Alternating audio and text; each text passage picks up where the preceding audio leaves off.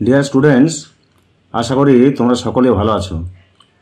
আজ আমি আলোচনা করব তোমাদের গণিত বা অঙ্কের 2 মার্কের বা 2 নম্বরের অঙ্কগুলি নিয়ে। তোমাদের গণিত বইয়ের সমস্ত অঙ্কগুলিকে মোট 6টি ভাগে ভাগ করা আছে: পাটিগণিত, বীজগণিত, জ্যামিতি, পরিমিতি, ত্রিকোণমিতি ও রাশিবিজ্ঞান। পাটিগণিত, বীজগণিত, পরিমিতি ও ত্রিকোণমিতি এই 4টি ভাগ থেকে 2টি করে 2 নম্বরের প্রশ্ন থাকে, আর জ্যামিতি থেকে থাকে 3টি, আর রাশিবিজ্ঞান থেকে থাকে 1টি। তাহলে মোট তোমাদের প্রশ্ন থাকবে 12টি। এদের মধ্যে তোমাদের করতে হবে যে কোনো 10টি, নাম্বার থাকবে 20। পাটিগণিত 2টি, বীজগণিত 2টি, জ্যামিতি 3টি, ত্রিকোণমিতি 2টি, পরিমিতি 2টি, রাশিবিজ্ঞান 1টি।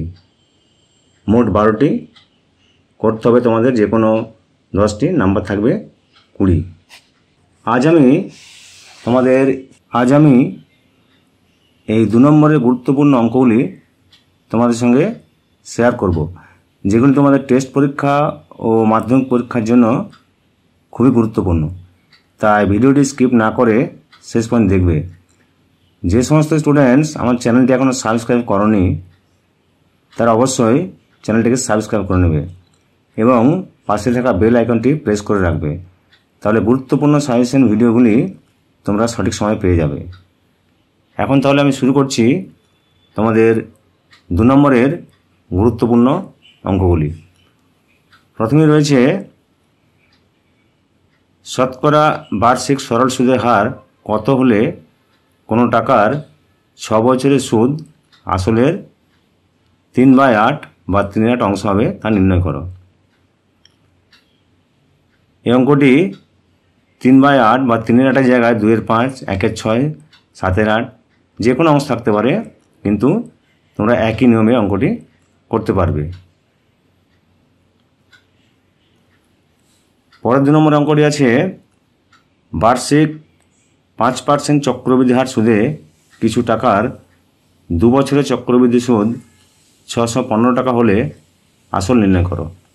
এরপর রয়েছে যদি x সমান 2 + √3 হয় তাহলে x - 1/x এর মান নির্ণয় করো। 4 নম্বর থাকছে ax² + bx + c = 0। সমীকরণটির একটি বীজ অপরটির দ্বিগুণ হলে দেখাও যে 2b² = 9ac। 5 নম্বর রয়েছে ও কেন্দ্রীয় একটি বৃত্তের ব্যাসার্ধের দৈর্ঘ্য 13 সেমি এবং AB একটি জ্যায়ের দৈর্ঘ্য 10 সেমি। ও বিন্দু থেকে AB জ্যায়ের দূরত্ব নির্ণয় করো। 6 নম্বর রয়েছে ABC ত্রিভুজের AB সমান 2a - 1 সেমি, AC সমান 2√2a সেমি এবং BC সমান 2a + 1 সেমি হলে কোণ BACর মান নির্ণয় করো।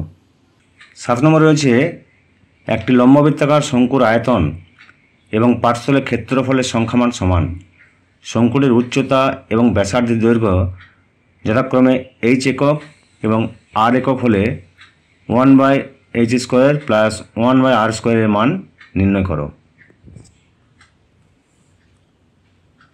8 নম্বর রয়েছে একটি গোলকের ব্যাসার্ধের দৈর্ঘ্য 50% বা 50% বৃদ্ধি করলে বক্রতলের ক্ষেত্রফল শতকরা কত বৃদ্ধি পাবে তা নির্ণয় করো।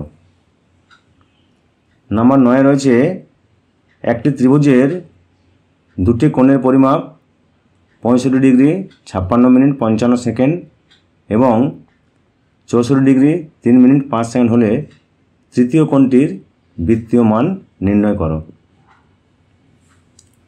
10 নম্বর থাকছে r cos θ = 2√3, r sin θ = 2 এবং থিটার মান 0 থেকে বেশি কিন্তু 90 থেকে কম হয় যদি, তাহলে r এবং θ এর মান নির্ণয় করো।